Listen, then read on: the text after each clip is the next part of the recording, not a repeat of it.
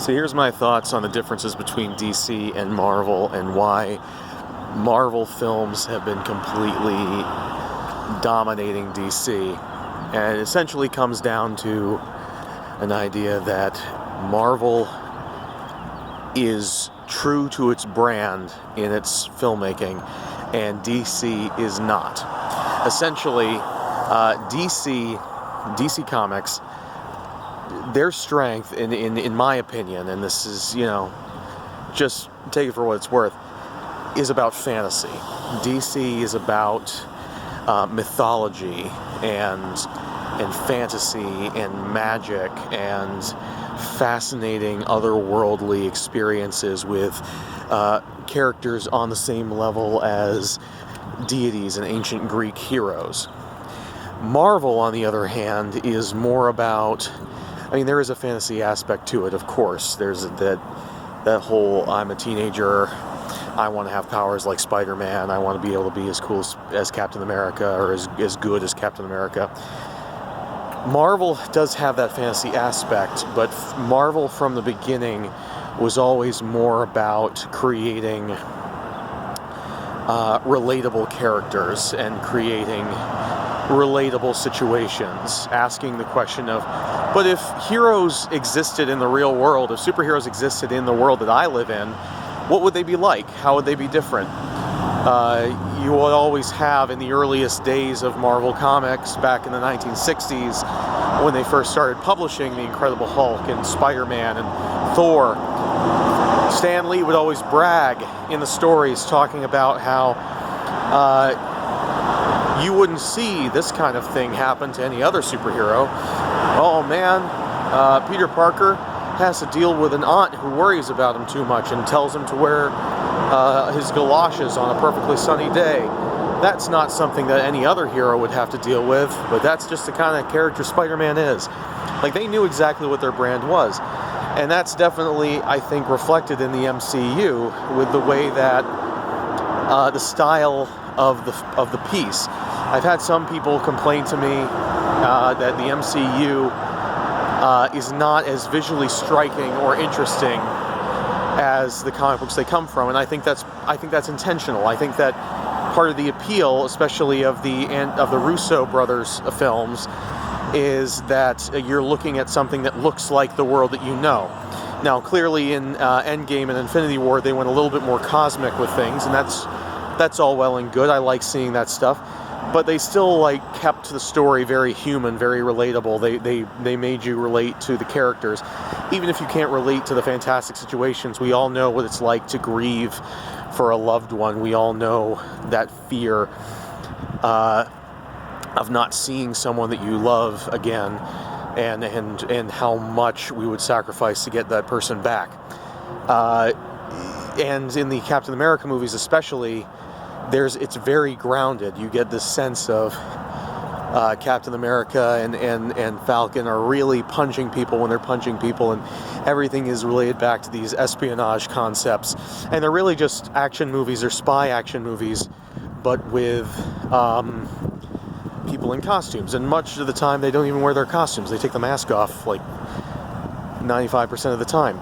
DC should have, and almost does, feel more like a fantasy adventure. Should feel more like an epic Lord of the Rings style swashbuckling story. The fact that they don't is a source of constant frustration for me. And Man of Steel, despite the fact that it was much darker than Marvel usually goes and much more gritty, it was trying so hard to be realistic. What was Superman fighting drones and things like that? That's not what you want from a Superman story. At least that's not what I want. You want a fantasy. You want an adventure. Now, I'm not saying that you can't care about the characters. I care about all the characters in Lord of the Rings. But Lord of the Rings still manages to have some dark, gritty moments, while at the same time being a swashbuckling action adventure that feels epic in scale. Aquaman, I didn't really appreciate Aquaman very well because I didn't think it was written or acted especially well. but people did respond to the fantasy element of it, the over-the-top grandeur of the locations, of the big climax featuring a giant crab army, and Aquaman bringing a Leviathan up from the depths or the Kraken up from the depths to help him fight his enemies. That's exactly what an Aquaman movie should entail, which is why it was frustrating to me that the script did not make it work out for me as well. And people also respond to Shazam. They really like the Shazam movie. And I think that also shows, because Shazam is another film in the DC canon now that feels more like a fantasy, feels more like a fairy tale, what with the wizard and everything.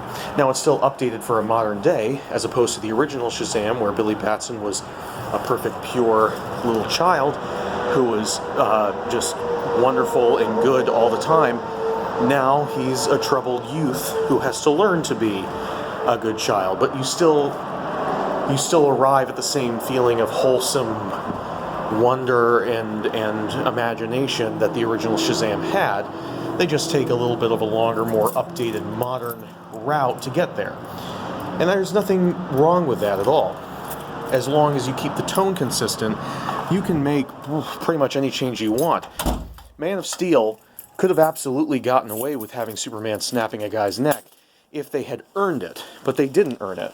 They tried to make us feel like it was a tragedy, but at the same time, the film clearly didn't think of it as a tragedy. They just thought, oh, cool, explosion, snapping a neck, this is what men do, guys being dudes.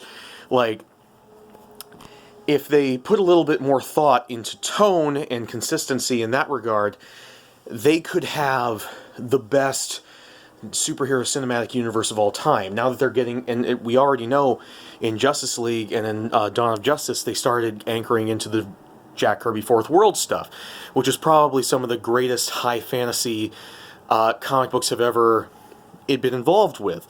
So absolutely, get into that stuff. This is great. But they don't. They dance around it, and now they're adding a lot more jokes into things, which in Shazam is great. In Shazam, it was awesome. But in Justice League and in Aquaman, a lot of the jokes they kept peppering in felt way too much like they were trying to ape off of the style of the Marvel movies, which is mostly taking from Joss Whedon's, scraps. So MCU just ended their first three phases on a huge high note. I think that they're going to start winding down now. I know that they're not planning on winding down, but I personally don't have a lot of interest in anything that they have going forward in the MCU. I'm not interested in following that as much anymore. I am willing to give the DCU another shot, especially since Shazam was really good and Aquaman is taking steps in the right direction. I'm willing to give them another shot, but you got to give me something to believe in. You got to give me some reason to follow you here.